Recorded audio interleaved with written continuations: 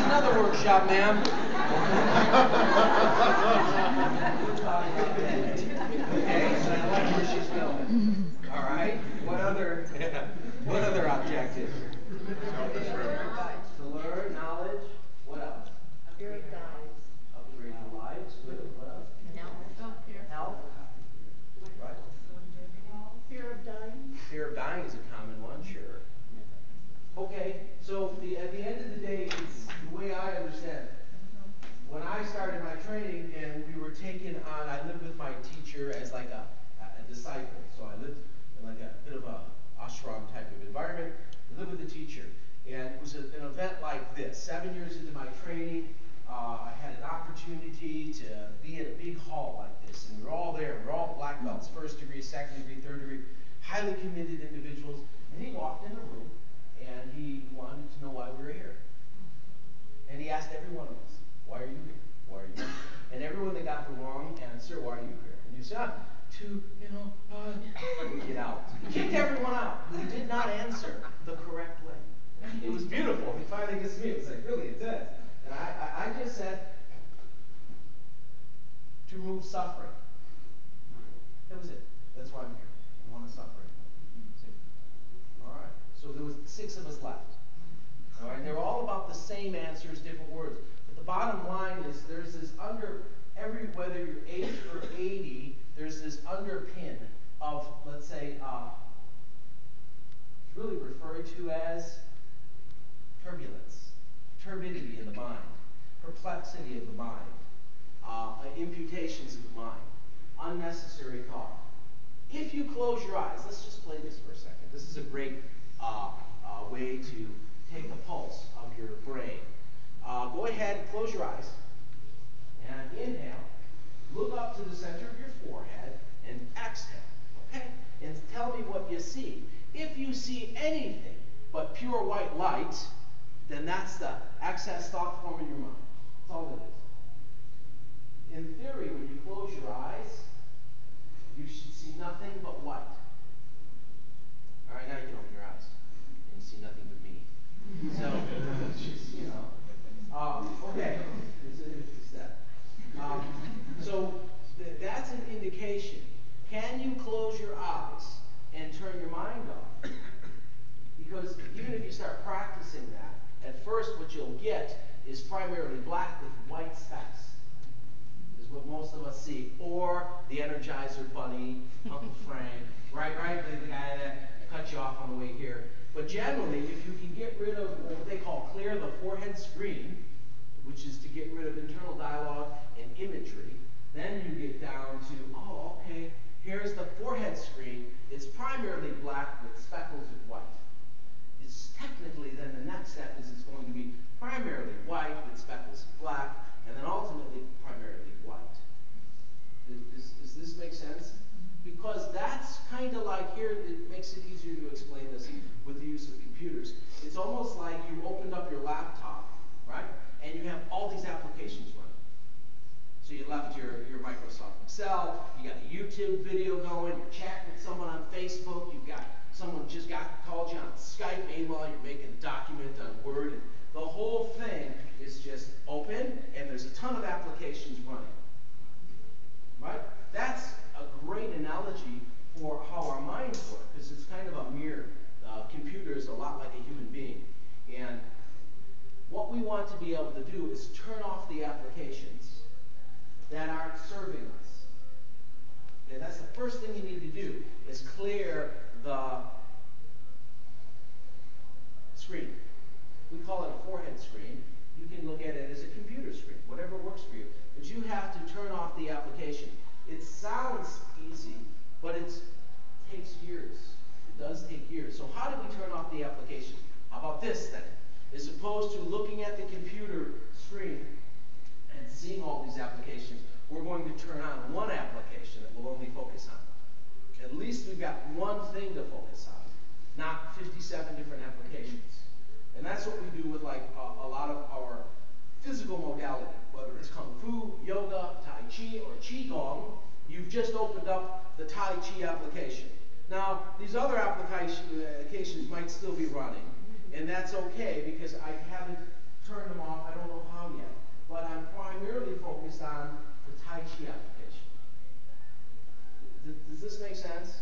The better you get at, all right, no, I really need to. And then we'll give you more details. His feet have to spiral out. Lift the head, drop the shoulders. So we really draw you into the Tai Chi application to the point where you don't see the guy on Skype and the person on Facebook. You don't see that anymore. You're just trying to watch the YouTube video with the cool Tai Chi guy, and that's you. Okay? So you've got your full attention, which is actually very difficult for us. It's very difficult for you to actually receive your full attention, because the brain is powerful and loves to multitask. So in doing that, that's called a skillful means in which, and here's the key word for today, cultivate, in which we cultivate. The initial cultivation is in focus. It's a focused mind. So we use the skillful means of yoga, Qigong, Tai Chi, a million types of Kung Fu, weapons, whatever it takes, calligraphy, playing Taoist flute, reading scriptures, mantras, whatever it takes to create the one point, the one focus. And what we like to do is take something that you're already attracted to. That's why you'll see there's a diverse panel of skillful means. Because when I started, I was 10. I wasn't really interested in Tai Chi. I wasn't really interested in calligraphy or scripture. I wanted to learn triple kicks and weapons sparring and, mantis and all the cool stuff. Because that's where I was at that stage in my life. So that was appropriate to cultivate primarily the warrior aspect itself, which is, good, strong mind and body, Mudo aspect of self. And I did that until I was about, primarily my main interest, almost to like 33. I was taught and forced to do the Qigong and learn the philosophy and learn the medicine, but my passion, was always not the brush but the sword. I'd be looking up at my sword as I'm doing my bad calligraphy. So it's like, yeah, I'll get this done, I'll do 108 and then I can do this. But that's okay. Sometimes you do the right thing, even though you don't want to. So the idea is to find the skillful means in which we can cultivate the initial step, which is a focused mind. Because we want to go back to, why do you start? It's to remove suffering. What is suffering? Suffering is basically brought on by turbidity of the mind, excess thinking, constant thinking, negative thinking, worrying, excessive love, excessive rage, excessive fear. All of these things have their own little minds. They're like little entities that will come up and do their thing. And here, based on your physiology and your history, you will be addicted to one more than the other. Some people are just addicted. They love love to the point where they like it so extreme. We talked about this during the camp, which is how yin and yang goes from opposition to actually turning into it. It can be so cold it's hot. So you love to be in love so much that it actually turns into hate. Because the bottom line is that just extreme emotion, passion, and drama in the story. You love the chemicals from the story. You get the initial bliss, and then you get the adrenaline rush of, I'm going to split your head open with this lamp, because you've betrayed me or something crazy. I don't know. So, but everyone's got that, right? We all have that. So some of us, it's not that. Some of us, we love our knowledge. So we're always studying, and to the point where it's become stressful. We're addicted to learning. So that's not healthy. Or we might have fear issues. It goes on and on and on. Basically, there's 5 major paths of brain poison, if you will, coming from the heart, the liver, the lungs, the spleen, and the kidneys. Actually, if you want to get technical from the Oriental medicine standpoint. So, what do? We want to remove the suffering of incessant thinking and dumping the crazy chemicals by giving the brain a bone to chew on, which is a healthy, skillful means. Tai Chi, Qigong, Qi, whatever you're into. So now I can create the one point. The longer you create the one point, the other things dissolve. You don't even have to turn them off. They'll just go away because they have to be fed by your consciousness. So what we do is we don't say, stop thinking, it won't work. So what we do is we say, start thinking about this. Because you want to think, right? You're a thinking addict. Great, here's a riddle. So we give you a bit of a Rubik's Cube. And that's the concept of Tai Chi, Qigong, Yoga, whatever the story is. But that becomes your Rubik's Cube, which then starts to pacify the mind. Because the objective is to succeed, and to succeed is to be in a state of tranquility. The opposite of suffering is tranquility. We talk about happiness. Who here wants to be happy? Good. Well, I'm here to tell you happiness is bullshit. Happy Sunday, everyone. See you soon. That's it. Really? Handing out these downward smiley cone. All right. So, okay. Well, why do I say that? Because it's a temporary emotional state that's constantly changing. I would rather be in a state of tranquility than happiness. Because happiness turns to joy, and joy turns to excess, which turns into shock, which turns into crazy, basically. So it's like, okay, I'll let happiness run through me, but I'm not going to try to be happy, and I'm certainly not going to hang on to it. Because it's like, breeze through the trees. It comes, it goes, you observe it. Just like, who wants to be sad? Well, no one wants to be sad. You can't be sad. You can experience sadness and let it go. So even the way you phrase it, well, I'm sad. Well, you've literally become that emotion. It's impossible. So you might be feeling sorrow, but you're not sad. It's just like, I'm sick. You're not sick. You're experiencing sickness. So you got to be kind of almost careful with the way the brain identifies things. So the whole concept here is cultivation of tranquility through the skillful means of Tai Chi, Qigong, any of these things. But the end game is tranquility. Once we get to that state of tranquility, that's beyond happiness. Then you reach the point where you have virtue. You can be virtuous. You can what they refer to as coexist. Because if you can reach a state of coexistence and virtue, that is a higher state of consciousness than the emotional state of happiness. Okay, let's talk about that. There's emotional states that run through you. We call that the fourth chakra. Okay? Or I refer to it as the fourth dimension of consciousness. There's varying dimensions of consciousness. But we could probably, some of us have heard about this, and if not, good, just go with me on this. Has anybody heard of the Heart Chakra before? Yes. Right? The Heart Chakra? Okay. And that's a good thing, and it's nice. But the emotion, if you rule from the emotional chakra, the Heart Chakra, then you're subject to emotions, which are constantly changing by virtue of the word motion. Emotion or in motion. So I'm feeling in motion right now. Oh, we would refer to anything that's in motion as unstable. And anything that's unstable as off balance. And anything that's off balance as something that will fall. So it's kind of on its way. So you got to be careful with emotional states. You can have them run through you, but you don't want to use that as your primary way in which you interact with the world. You feel the emotions, you observe with the emotions, but you interact from, has anybody heard of the fifth chakra? We refer to that as the fifth energy center, which is the knowledge, the seat of knowledge. It would be better to come at something from a place of clarity. So, example. The room's on fire, right? Let's just say. So it's turbid. It's not clear. We have to get out. We're just going to scream and start running in all directions. Okay, I'm going to just start swinging a chair. It's like, that's my plan. So that would be my emotional plan. It would be a real mess. Or I can say, oh, wait a second. Let's see clarity. I know if I go down here, I can see where the door is. So I'm not going to yell and scream and swing a chair. I'm going to rule from a place of knowledge and information. And I'm going to take the time before moving to gather that information, to rule from a fifth chakra. So now I can casually, as everyone's running around, I can just walk out the door.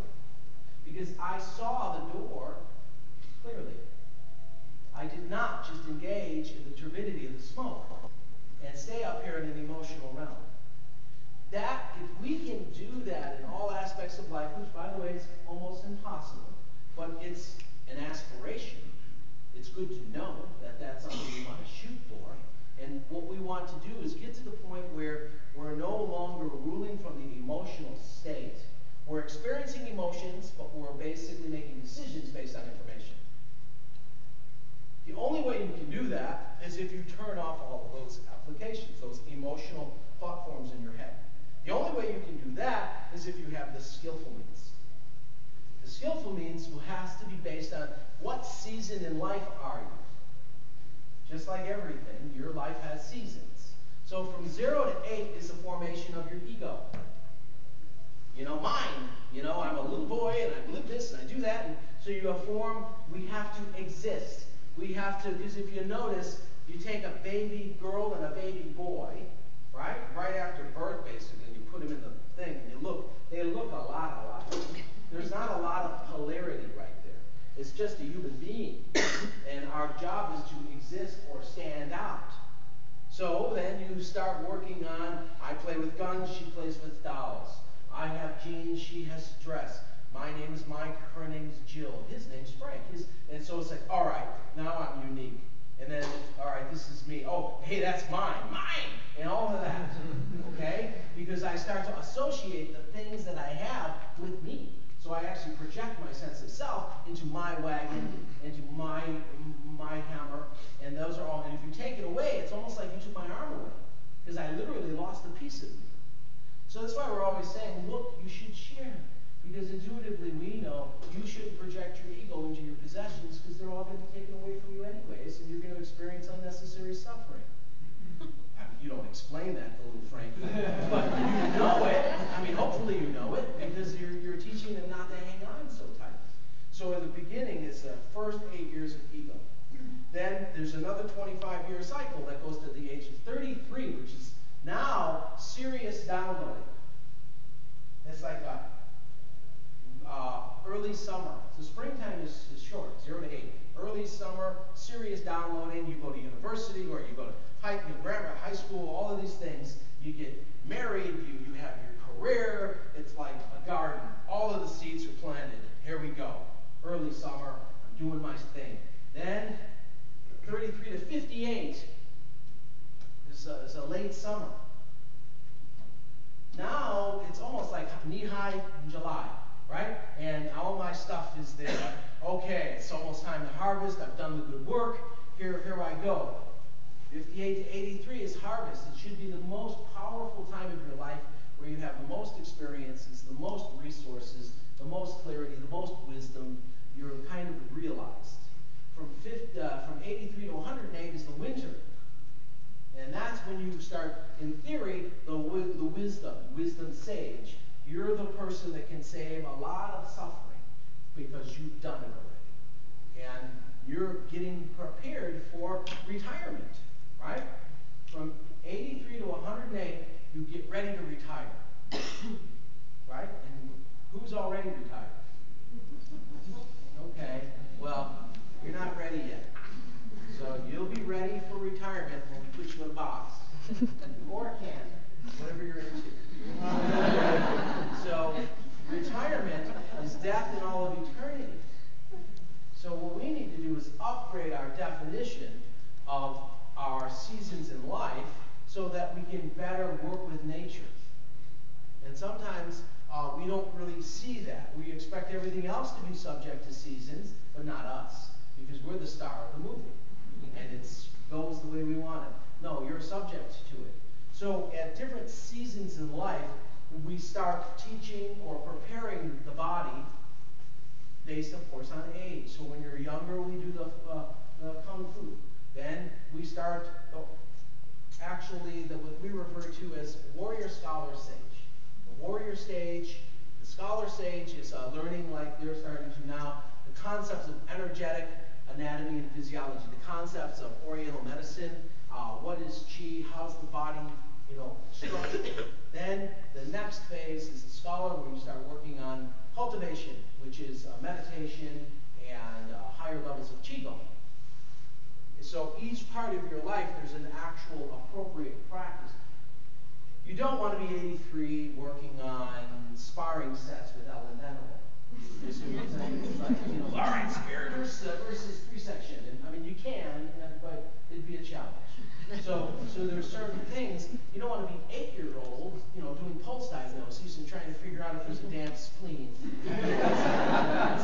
It's not going to. You maybe, if you're a prodigy, maybe. So you see it. So the way the structure has been put together is very deliberate. It's from cradle to grave. Now, am I a genius that put this together? No. It's about 6,000-year-old structure that's been put together. I have been fortunate enough to go through it and learn it. But here's the problem. It wasn't like I walked into the Walmart of cultivation, just pulled off everything off the shelf and went home. It was a nightmare. So literally going over the whole planet, learning from all kinds of teachers, and undergoing amazing abuse.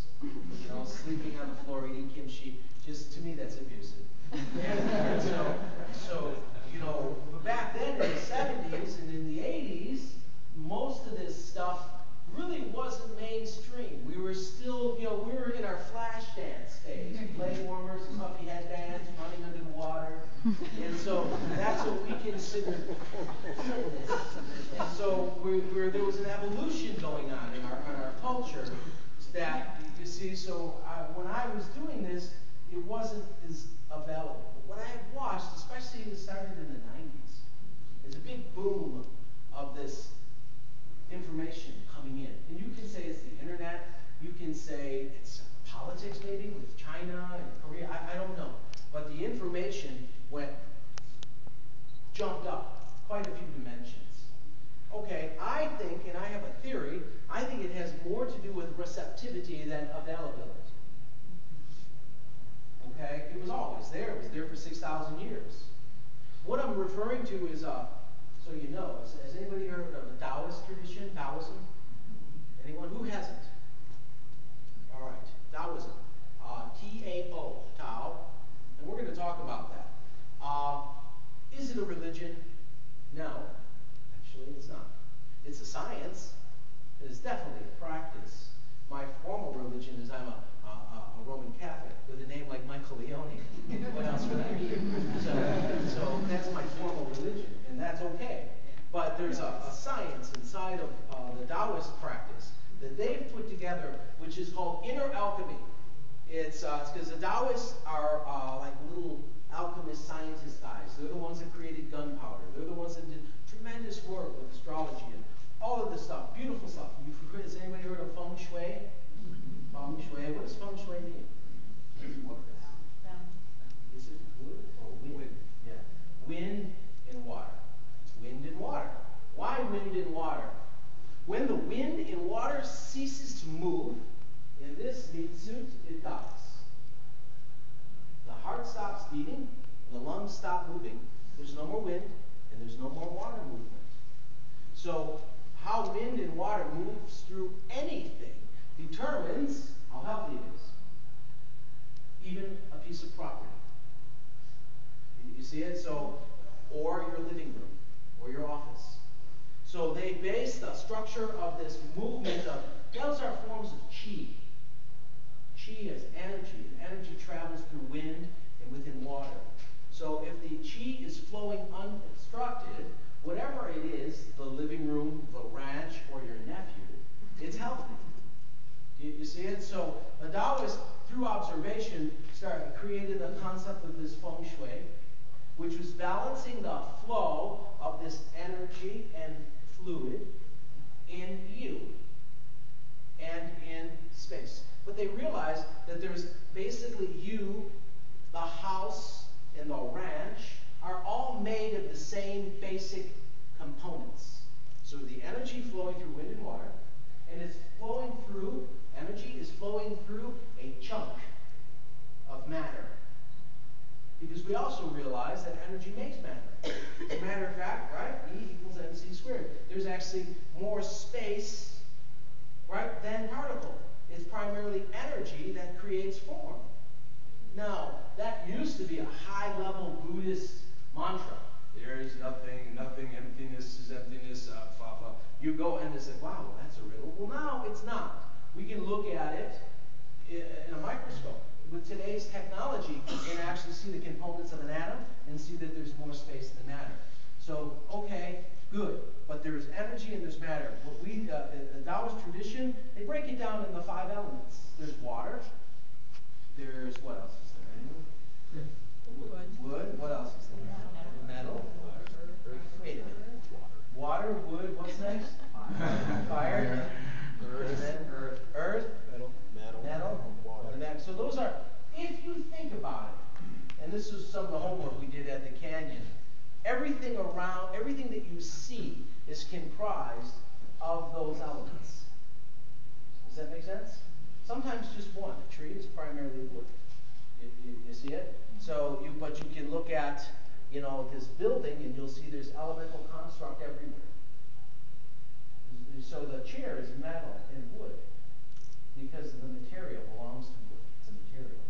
You see it? So you can quickly classify everything that you look at is being comprised of the 5 elemental chunk, just like you. So your body is comprised of the 5 elements. And they organize it so your heart is fire, your liver is wood, and your stomach is spleen, and your kidneys belong to water, and we go on and on. Which one did I leave out? Lungs belong to metal, okay?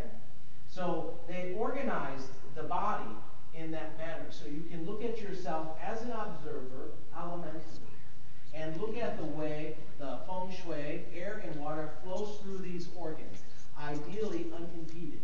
We don't want it to go, if like this room, the window was suddenly opened and there's an intense amount of wind blowing through here, then that would be excess, right? That would be a problem. If there wasn't enough, there'd be stagnation. That would be a problem. There has to be, here comes the big word, yin-yang, a balance. Not too much wind, not too little. It can't be too hot, it can't be too cold. You see it? So ultimately, reaching a state of physical homeostasis is based on balancing the energy within the elemental self. Does that kind of make sense? Now, I've been talking about this 8 hours a day since last Sunday, so I'm probably pulling stuff way out of context because I've been, going really down the rabbit hole with a lot of our students. Wow. So, but go back to removing suffering, because the suffering comes from within.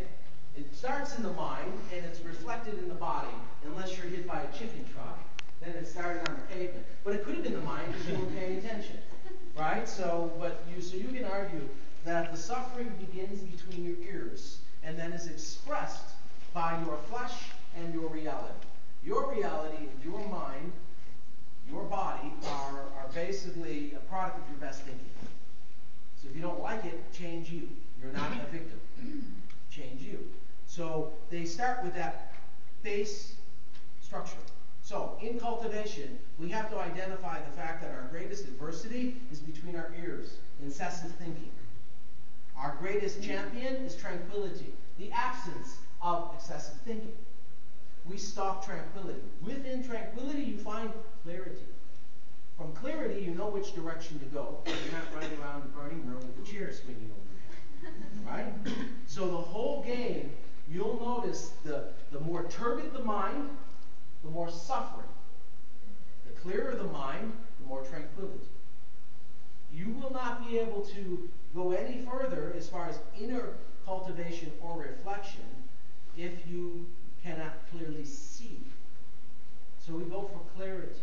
See the analogy I always use, we've all seen the snow globes from the holidays, and if you shake it a lot, you can't even see the little snowman, right?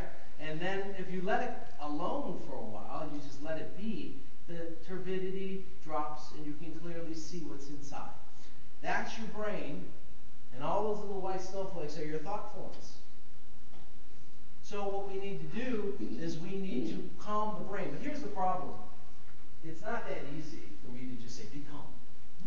Won't work. So what we do is you calm the mind with the body.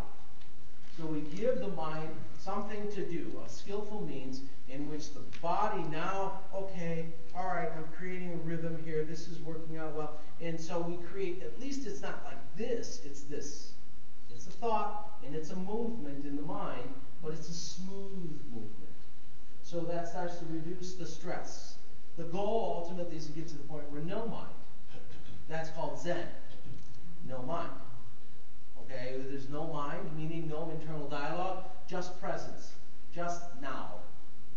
You're only supposed to think 30% of the day.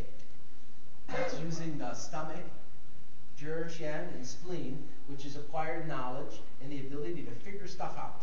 The rest of the time, you should just be present and respond to what's in front of you. Because you've already planned. You have a plan for the day. The rest of it, just be here. That's very hard for us to do because we're addicted to our mind. So we use a skillful means to quiet the mind and ultimately create the tranquility. That's a first objective. Now we start looking at the stages. There's recovery, restoration, and then ultimately we're looking for longevity and cultivation. So people, it's like this. It is hard. It can be done if you're a really good cultivator. But it's hard to be in a place where your mind is even cool, calm, and collected, and you have a Bowie knife sticking in your hip. Okay? And, which is basically how it feels before you need a hip replacement, or after you get one, for that matter. And you're supposed to be this enlightened sage, and your whole body, your nervous system is fried. So you have no tolerance for anything, because you're maximizing just coping with a rotting meat suit. Very difficult. It's breaking down, and I'm constantly suffering in my immune system, my nervous system, everything is just fired up. So I'm operating on almost zero tolerance. Zero. So all my life force energy is being consumed by pain. So the first thing we need to do is balance the physical body. One of my teachers' analogy I think was best. Look at it as if you were a flashlight, right? Some of us have heard this now, and we'll hear this over and over again. If you were a flashlight, let's just say, and you want this flashlight to work, there's a few things that have to happen. First, we have to make sure the actual flashlight is in good working order. The switch works, there's no cracks, the lens works, the bulb isn't broken, everything is in good order. Screwed on there nicely, all the little weird little springy things in it are good. Here we go, right? There's no rust inside. I've got myself a nice restored flashlight. We refer to that as a Jing, J-I-N-G, which represents your flesh. Jing level of restoration. We have to restore the flesh. Now, does that mean you're going to be, I walk in at 82 and I'm going to walk out a 12-year-old gymnast? Probably not. You see it, but we can balance out any excess, right? Pain, anything that's extremely off balance. The objective is through movement and breath to start to bring the body back to the homeostasis. Here's the good news. As a lot of you know, I have a center in the Sun City West. We have centers all over. But I see members come in, from 55 to 95 years old, and some of them have experienced the ravage of, just a hard life and abuse. And they can't even walk in. And it's, at first, it was a little discouraging because I started all of this as a kid. And so I never experienced the loss part of it. I just experienced the gain. But my teacher would always say, stay in this position, for way too long. And what you're doing is taking a pill for a disease you won't get later. And the pain you feel is old age leaving the body. Okay, but I was 14. Okay, but I'm not even grown up yet. But I get it now. So then you see these extreme conditions. They apply themselves, and it slowly responds. What I have, and here's the good news on the gene level, the human body is amazing. It's like, your brother tells you to watch his fight history because he went to Europe. Okay, not that this has ever happened. And I have it in the living room. And, I don't water it. I didn't turn the heat on. We're in New England. And my buddies poured beer in it. It's You know, so there it is. It's got one brown leaf on it. It's almost, you know, he's coming back in 3 days.